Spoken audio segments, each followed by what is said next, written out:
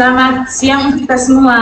Siang, Bu. Selamat siang teman-teman. Siang, Bu. Bagaimana kabarnya hari ini? Baik, Bu. Kayaknya teman-teman bersemangat sekali ya. Iya, Bu. Aduh, Ibu jadi senang kalau teman-teman bisa semangat begini ya. Berarti teman-teman ini siap mau mendengarkan materi kita pada pagi hari ini ya. Siap. Oke, mungkin sebelum kita mau melakukan kegiatan kita, alangkah baiknya kita berdoa terlebih dahulu ya. Ibu minta Mbak Dia memimpin kita dengan doa ya. Ya, Bu. Oke. Baik, sebelum kita mulai kegiatan pada pagi hari ini, lebih baik kita awali dengan berdoa supaya kegiatan berjalan dengan lancar. Berdoa sesuai agama dan keyakinan masing-masing. Berdoa selesai. Oke, terima kasih Mbak Dia sudah memimpin kita dengan doa. Mungkin sebelumnya Ibu akan mempresentasi kehadiran teman-teman pada pagi hari ini ya. Oke, Salsa Hadir, Bu. Lia Hadir, Bu. Dia, Hadir, Bu. Raffi, Hadir, Bu. Fitri. Hadir, Bu. Oke, hari ini teman-teman hadir semua ya, tidak ada yang tidak hadir ya. Iya, Bu. Oke, bagus, hari ini semua teman-teman hadir. Jadi pada pagi hari ini Ibu akan memberikan kepada teman-teman mengenai materi yang akan Ibu sampaikan. Mungkin teman-teman tahu apa yang akan kita bahas pada pagi hari ini? Tidak tahu. Oke, mungkin sebelumnya Ibu akan menyampaikan bahwa hari ini kita akan melakukan bimbingan klasikal, yang dimana tujuan bimbingan ini adalah untuk memberikan informasi dan pemahaman kepada sekelompok individu mengenai suatu topik atau materi tertentu ya, atau masalah yang akan Ibu sampaikan, yang diharapkan dapat membantu teman-teman dalam mengambil keputusan, menyelesaikan masalah atau pengembangan diri. Itu merupakan tujuan bimbingan kita pada pagi hari ini. Jadi selanjutnya materi yang akan Ibu sampaikan yaitu mengenai meningkatkan minat belajar siswa. Oke, sebelum kita memulai materi kita pada siang hari ini, kita melakukan ice breaking dulu ya teman-teman, agar teman-teman bisa lebih bersemangat untuk mendengarkan materi yang akan Ibu sampaikan. Bagaimana teman-teman, sepakat? Sepakat, Bu. Oke, jadi ice breakingnya itu tepuk pagi, siang, dan malam. Kalau Ibu bilang tepuk pagi, tepuknya 2 kali. Tepuk siang tepuknya 1 kali, dan tepuk malamnya tidak tepuk ya. Iya, Bu. Sekarang kita mulai. Tepuk pagi, siang, malam. Tepuk pagi, tepuk malam. Ulang. Tepuk pagi, siang, malam, siang.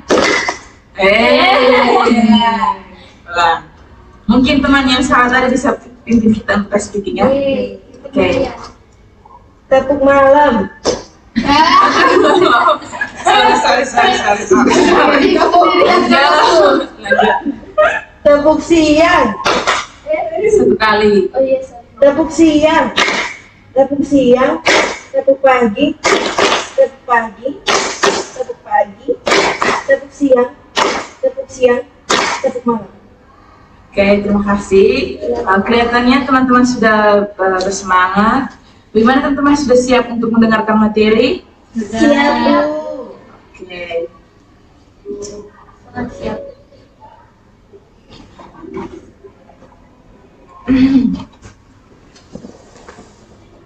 Jadi baik, materi kita pada siang hari ini itu materi tentang meningkatkan minat belajar siswa. Mungkin dari teman-teman tahu apa itu minat belajar. Keinginan dari Belajar. Oke. Benar. Tidak apa bisa mungkin betul itu benar ya, keinginan untuk belajar. Jadi mau menjelaskan sedikit mengenai minat belajar. Jadi minat belajar siswa ini untuk meningkatkan minat belajar terhadap pembelajaran. Jadi terhadap pembelajaran yang dilakukan di sekolah. Hal ini penting untuk memahami apa itu minat. Jadi minat dapat didefinisikan sebagai sejauh mana seorang siswa tertarik atau terlibat dalam aktivitas tertentu. Ini bukan hanya masalah apakah siswa menyukai mata pelajaran tersebut atau tidak ya. Jadi sebaiknya minat ini mencakup sikap, motivasi, dan keterlibatan siswa dengan materi. Sedangkan minat belajar siswa ini dapat didefinisikan sebagai kecenderungan seseorang peserta didik untuk melakukan kegiatan tertentu yang outputnya itu akan membuat mereka senang dan tertarik.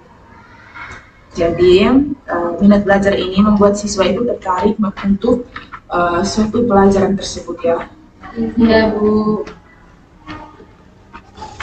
Minat belajar ini juga dapat ada berbeda-beda ya minat belajar, tergantung dari banyak faktor seperti tergantung dari kepribadian seseorang, tergantung dari lingkungan, dan juga materi yang diajarkan.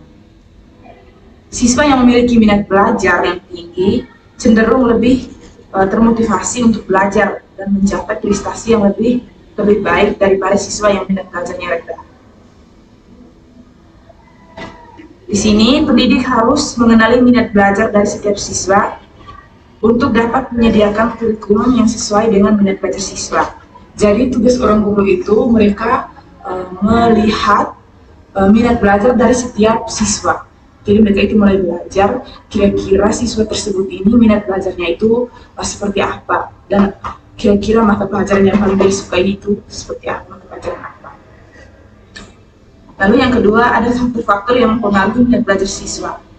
Mungkin teman-teman tahu apa faktor-faktor yang mempengaruhi minat belajar siswa? Ini memiliki faktor internal dan faktor eksternal. Kira-kira faktor internal itu seperti apa? Dari Faktor internal itu dari dalam diri. dari dalam diri. Mungkin dari kalau Siswa faktor internal, eksternal itu mungkin dari lingkungan. Ya. Lingkungan yang bercampur. Iya benar. Kalau faktor internal dari diri Dirinya dari sendiri. dalam diri sendiri, oke, Ya. benar. Jadi apa yang disampaikan teman-teman itu benar. Kalau faktor internal itu kan faktor yang muncul dari dalam. Kalau eksternal kan dari luar.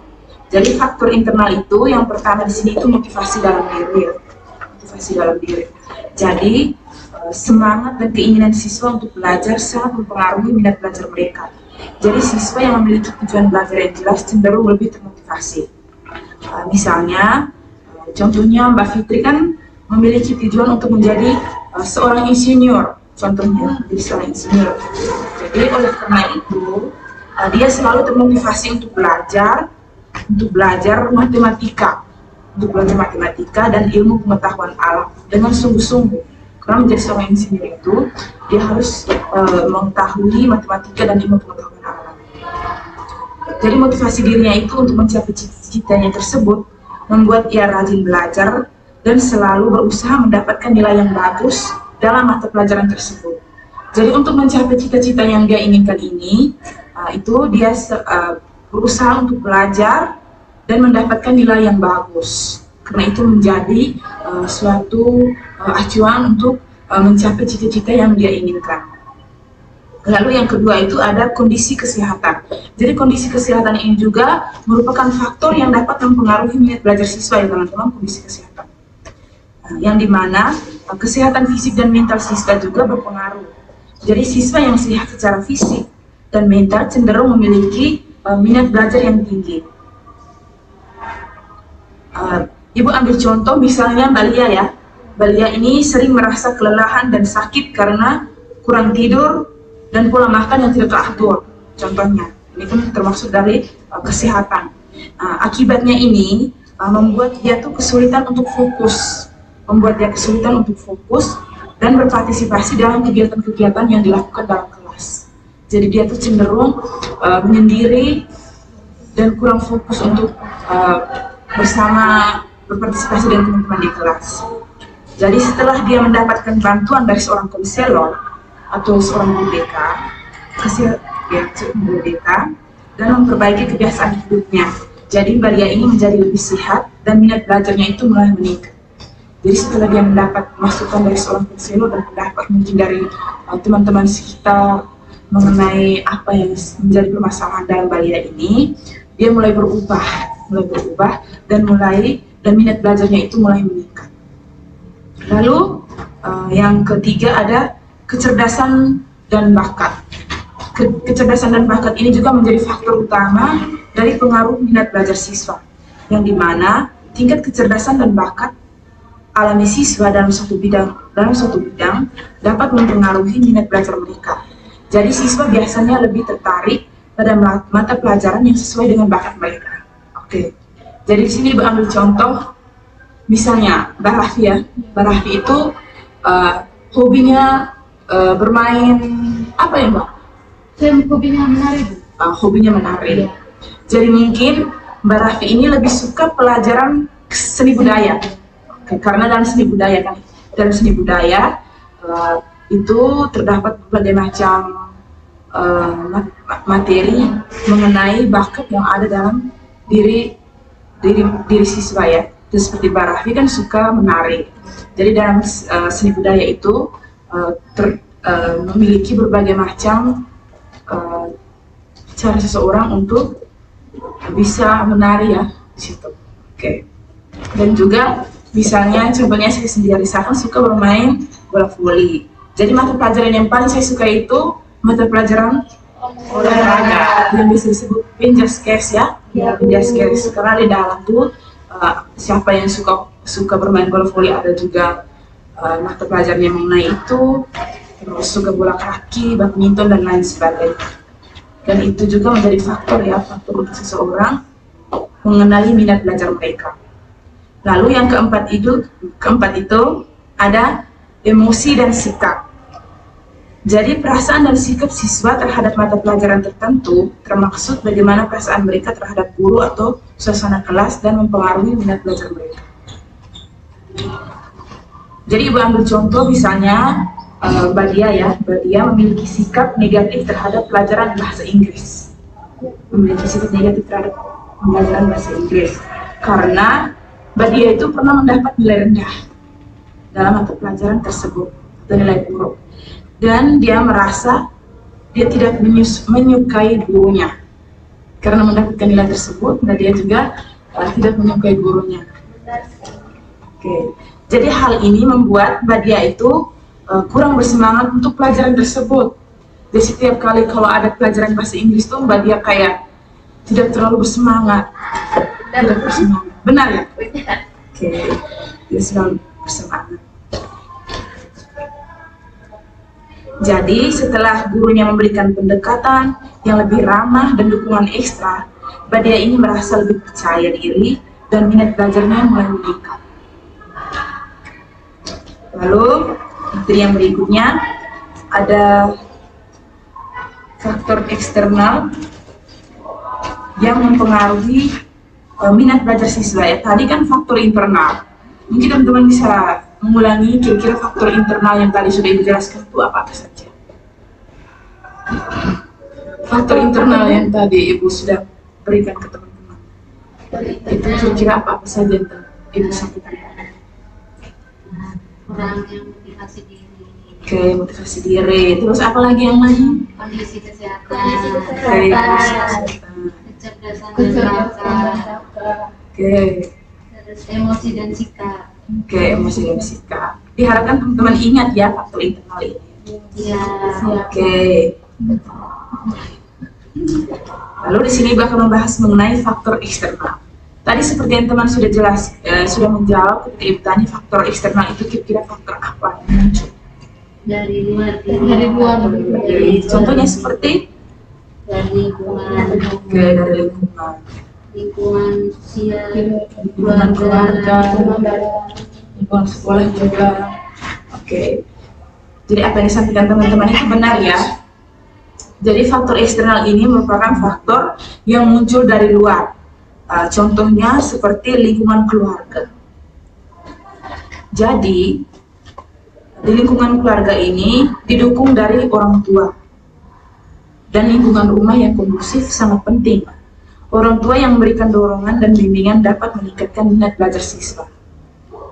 Jadi orang tua yang mendukung siswa itu dapat meningkatkan belajar anak mereka.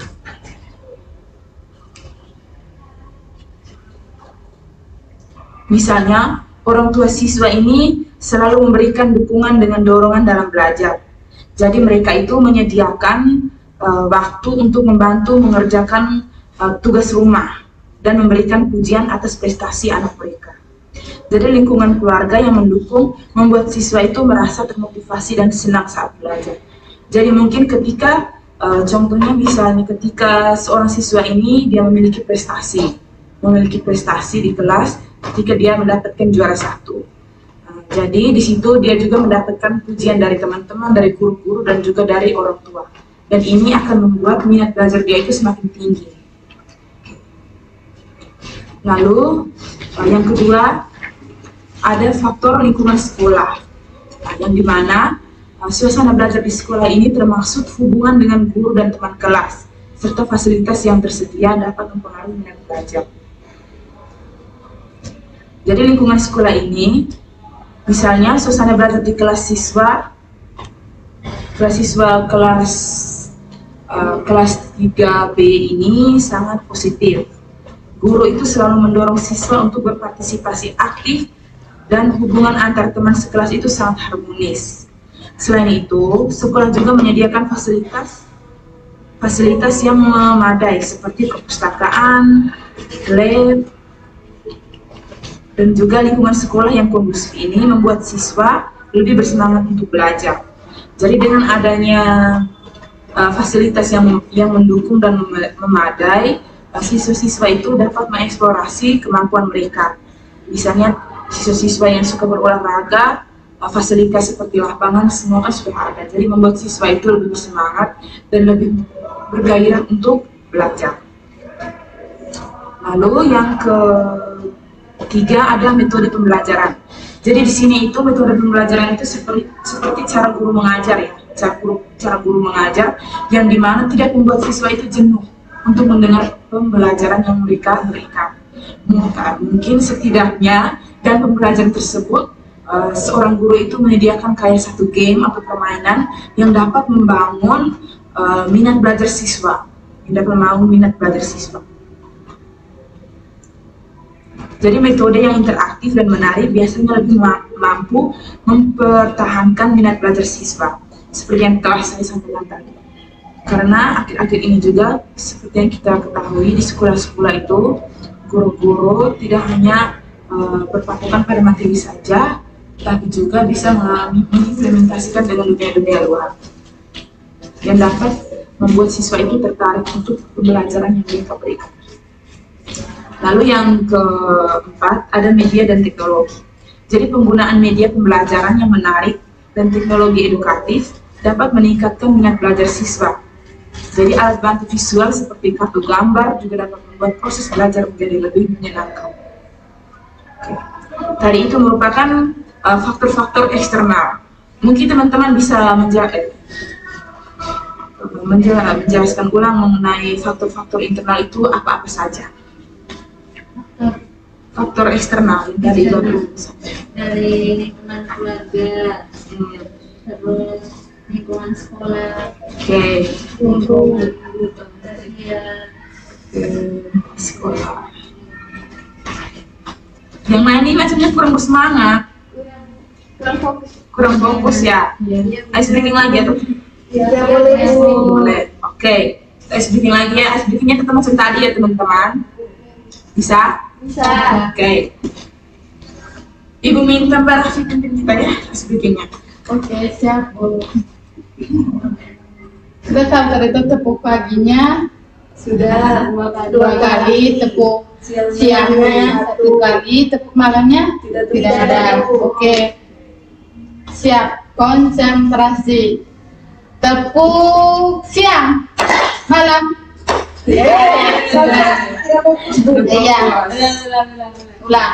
Tepuk siang, tepuk malam, pagi, siang, malam. Sudah. Oke, jadi semua sudah fokus ya, sudah semangat ya untuk mendengarkan materi. Jadi ini materi interaktif yang Ibu sampaikan, yaitu materi tentang cara untuk meningkatkan minat belajar siswa. Mungkin dari teman-teman tahu kira-kira cara seperti apa sih untuk meningkatkan belajar siswa itu? Cara yang digunakan untuk meningkatkan belajar siswa.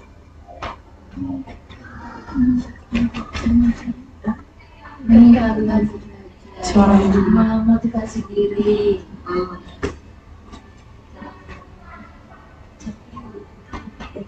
Yang lain, ayo. Minat belajar. Iya, untuk Mungkin meningkat. mengembalikan mood supaya kita bisa belajar, kayak melakukan hal yang kita sukai, kayak kita mendengarkan musik dulu supaya kita punya mood itu naik, terus kita bisa belajar yang baik. Oke, jadi benar ya apa yang disampaikan teman-teman tadi. Mungkin Ibu mau menambahkan. Jadi cara untuk meningkatkan minat belajar siswa itu di sini Ibu sediakan ada 5 cara. Yaitu yang pertama, metode pembelajaran yang menarik. Jadi dengan metode pembelajaran yang menarik ini membuat siswa itu tidak jenuh untuk mendengarkan materi atau pembelajaran.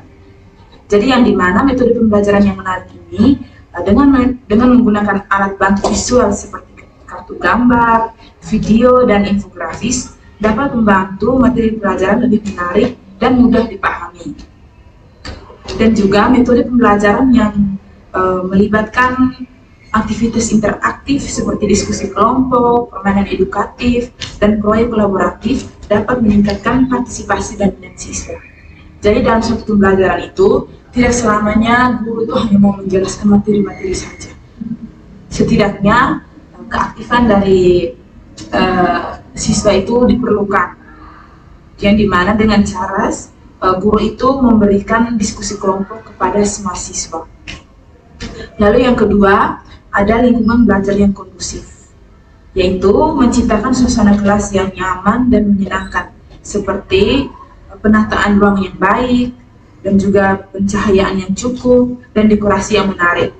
Selain itu, membina hubungan yang positif dan mendukung antara guru dan siswa, sehingga siswa merasa dihargai dan termotivasi untuk belajar. Jadi, suasana kelas juga itu sangat dibutuhkan, seperti ruangan kelas yang setidaknya jangan kelihatan biasa-biasa saja. Itu juga dapat membuat siswa itu jenuh ketika berada dalam kelas. Mungkin bisa saja dilakukan dengan cara menghias ruangan kelas, atau dengan cara membuat pohon baca. Mungkin di saat teman-teman istirahat atau ketika guru tidak masuk, teman-teman bisa membaca yang ada di pohon baca tersebut. Lalu yang ketiga ada pemberian motivasi dan penghargaan. Jadi memberikan penghargaan atau pengakuan atas prestasi dan usaha siswa, baik secara lisan maupun melalui sertifikat atau hadiah kecil, membantu siswa menetapkan tujuan belajar yang jelas dan memberikan dorongan untuk mencapainya. Jadi di sini pemberian motivasi dan penghargaan ini mungkin dari pihak sekolah itu seperti ketika teman-teman itu memiliki mendapatkan juara ketika naik kelas, atau juara ketika melakukan perlombaan. Jadi di situ tuh diharapkan semua guru-guru di sekolah atau pihak-pihak yang ada di sekolah itu memberikan penghargaan, tidak besar tidak kecil, setidaknya menghargai kerja keras dari setiap siswa, supaya siswa itu dapat bersemangat untuk belajar. Oke. Lalu yang keempat itu dukungan orang tua dan keluarga, yang dimana orang tua dapat memberikan dukungan dengan menyediakan waktu dan tempat yang nyaman untuk belajar di rumah. Selain itu, mengajak orang tua untuk terlibat dalam proses pembelajaran anak, seperti membantu perkembangan belajar dan memberikan dorongan positif. Lalu yang kelima, mengembangkan minat dan bakat. Jadi di sini itu mendorong siswa untuk mengeksplorasi minat dan bakat mereka melalui kegiatan ekstrakurikuler atau proyek individu, memberikan bimbingan tentang berbagai pilihan karir yang sesuai dengan minat dan bakat siswa, serta mereka merasa lebih motivasi untuk belajar. Jadi di sini itu guru-guru diharapkan mengetahui minat belajar, bakat dan minat yang ada dalam diri para siswa yang ada di sekolah, supaya ketika ada kelas ekstrakurikuler atau apa, diharapkan siswa yang memiliki bakat seperti musik, seperti berolahraga, itu mungkin saat kegiatan ekstrakurikuler siswa-siswa tersebut dapat diarahkan ke apa ya, seperti UKM atau unit kegiatan kegiatan siswa organisasi di sekolah. Ya, itu. Mungkin dari teman-teman bisa mengulangi lagi cara yang untuk meningkatkan minat belajar siswa tadi yang sudah saya sampaikan.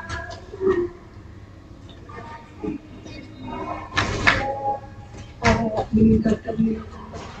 Oke, meningkatkan minat dan bakat. Yang lain? Mengikuti kegiatan ekstrakurikuler. Oke. Lingkungan belajar yang kondusif. Oke, benar. Jadi teman-teman dengar ya tadi apa yang saya sampaikan. Ya, Bu. Oke, mungkin sekian saja materi dari saya. Di sini Ibu sudah menyediakan yang namanya kartu pertanyaan. Di sini Ibu berikan kepada teman-teman untuk menjawab pertanyaan-pertanyaan yang ada di kartu yang akan Ibu berikan kepada teman-teman. Bagaimana teman-teman, siap? Siap, Bu. Oke, kelihatannya teman-teman bersemangat ya untuk menjawab pertanyaan-pertanyaan yang akan Ibu berikan. Oke, mungkin Ibu minta satu dari teman-teman untuk ambil kartu pertanyaan.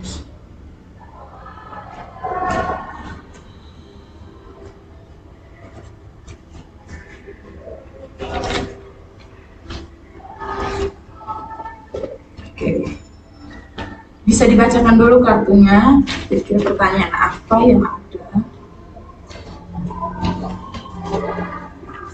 Ibu beri waktu 2 menit ya untuk teman-teman mencari jawaban dari pertanyaan-pertanyaan tersebut.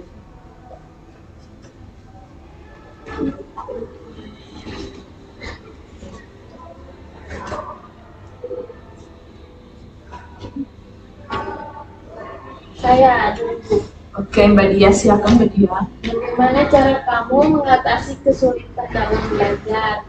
Untuk mengatasi kesulitan belajar, yang pertama mungkin saya mau berkonsultasi kepada guru BK untuk untuk mengatasi kesulitan saya dalam belajar. Kan kesulitan belajar saya kan banyak ya Bu, kadang kurang konsentrasi lah, udah fokus saat belajar. Nah itu saya mau berkonsultasi kepada guru BK untuk mengatasi masalah yang saya hadapi. Jadi Mbak Dia ini untuk pertanyaannya bagaimana cara kamu mengatasi kesulitan belajar. Dari caranya itu Mbak Dia berkonsultasi kepada guru BK Iya. untuk mengatasi permasalahan gaya belajar yang ada dalam diri Mbak Dia. Iya, Bu. Oke, bagus. Mungkin dari teman-teman lain ada mau menyampaikan tambahan mengenai bagaimana cara untuk mengatasi kesulitan dalam belajar.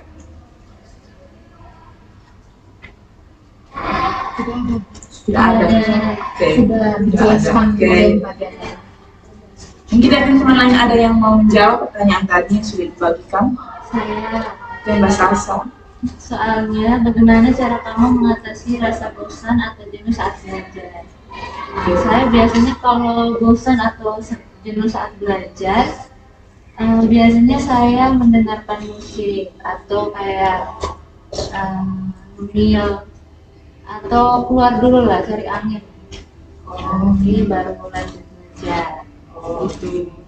Berarti Mbak Salsa itu menggunakan cara ketika jenuh untuk belajar, berarti Mbak Salsa itu mendengarkan musik sambil ngemil ya, atau pergi keluar untuk mencari udara segar untuk merefleksi, untuk menyegarkan untuk menyegarkan otak. Oke, bagus. Mungkin dari teman-teman yang lain ada yang menjawab.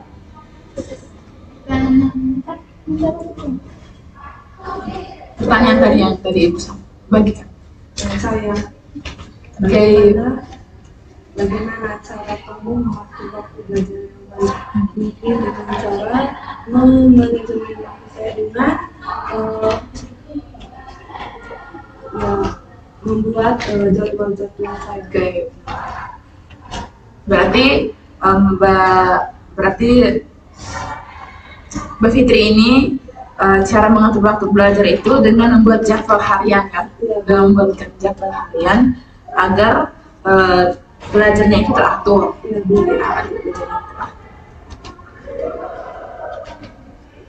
Oke, mungkin ada tambahan dari teman-teman lain? Sudah. Oke, lanjut. Mbak Alia.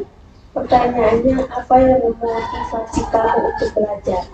Jadi yang memotivasi saya untuk belajar itu supaya saya bisa memiliki banyak pengetahuan dan juga keterampilan. Habis juga itu Bu, supaya prestasi saya bisa meningkat.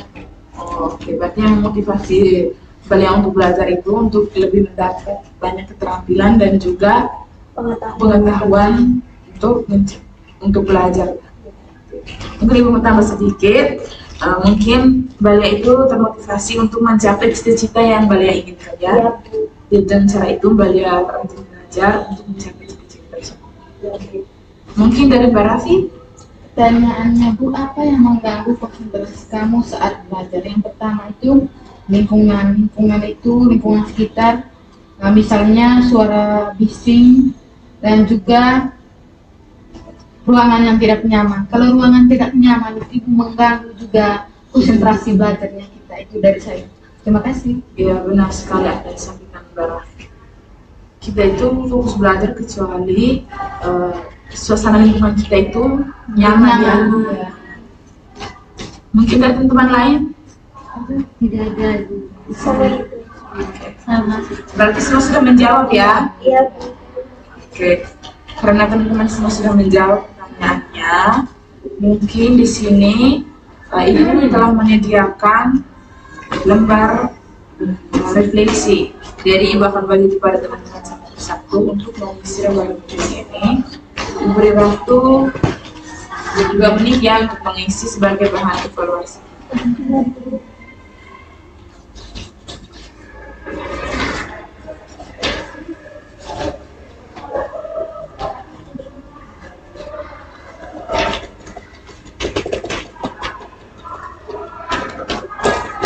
Sudah, oke, bisa dikumpulkan ya.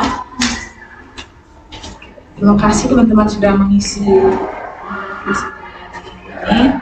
Mungkin dari teman-teman ada yang mau menyampaikan kesimpulan mengenai materi kita pada siang hari ini.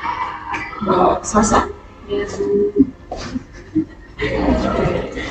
Baik, jadi kesimpulan dari kegiatan bimbingan klasikal pada hari ini yaitu sesuai dengan materi tadi yang berkaitan dengan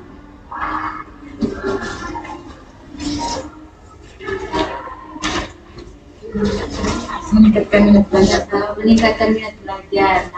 Nah, yang saya petik ya, jadi ada beberapa faktor. Yang pertama faktor internal itu dari diri kita sendiri, lalu ada faktor eksternal itu dari luar. Nah, dari kesimpulannya kita itu sebagai siswa harus mampu untuk memotivasi diri kita ya Pak, yang pertama. Nah, supaya kita mampu untuk meningkatkan minat belajar kita untuk lebih giat lagi. Terus pastikan selalu tempat belajar kita itu bersih dan nyaman supaya itu menjadi suasana yang kondusif. Jadi apa yang disampaikan Mbak saya itu benar ya kesimpulannya. Jadi Ibu ucapkan terima kasih kepada teman-teman yang sudah berpartisipasi untuk kegiatan kita pada ini. Kelihatannya teman-teman juga aktif untuk materi yang Ibu sampaikan. Ibu ucapkan terima kasih mungkin tentang kita semua. Mungkin sebelum kita mengakhiri kegiatan kita pada siang hari ini, alangkah baiknya kita berdoa terlebih dahulu ya. Karena tadi kita sudah awali dengan doa, maka kita mengakhiri juga dengan doa. Jadi minta Fitri untuk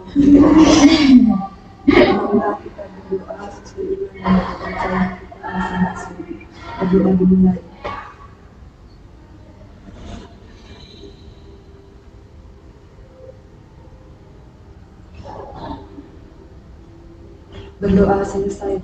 Oke, terima kasih Mbak Fitri sudah memimpin kita dalam doa.